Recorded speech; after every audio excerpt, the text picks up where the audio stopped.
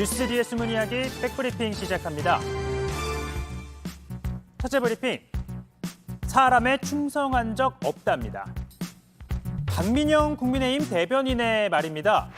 바른정당 때 인연을 시작으로 이준석 전 대표가 기획한 오디션을 통해 대변인으로 선발되는 등 소위 이준석 퀴즈로 불렸죠.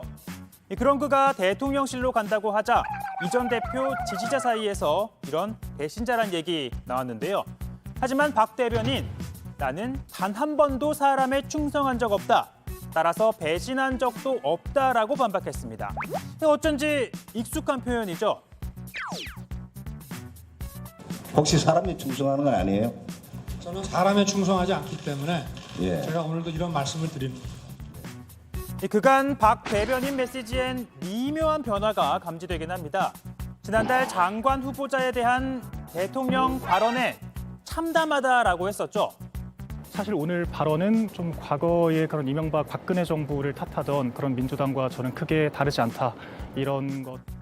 그러다 지난 주말 대통령실에서 연락을 받았고 이틀 전 대변인을 만나 함께 일하자는 제의를 받았다고 하죠.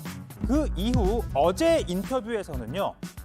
당이 선택해야 할 길은 국민을 위한 길이고 대통령을 잘 보필하는 길일 수밖에 없다라는 것이 제 생각입니다.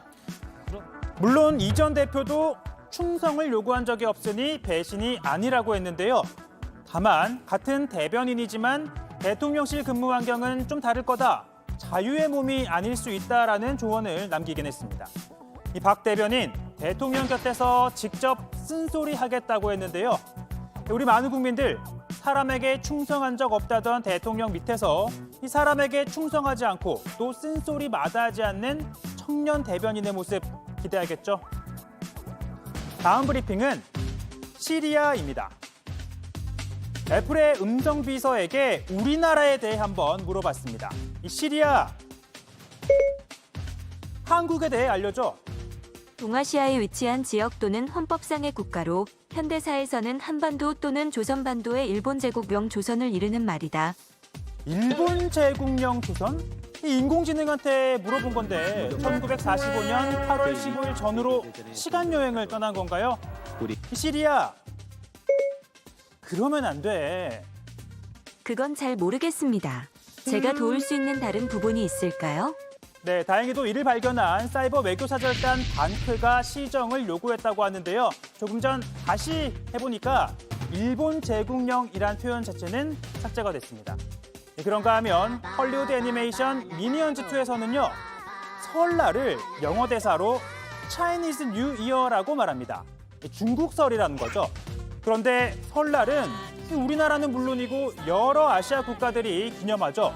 그래서 올바른 영어 표현도 루너 뉴 이어라고 합니다. 이 제작사 측에선 우리는 몰랐다 그럴 수도 있겠지만 이 개신교 최대 명절인 추수감사절을 영국 추석이라고 번역하진 않는 것처럼 분명 잘못된 정보는 고쳐나가야겠죠.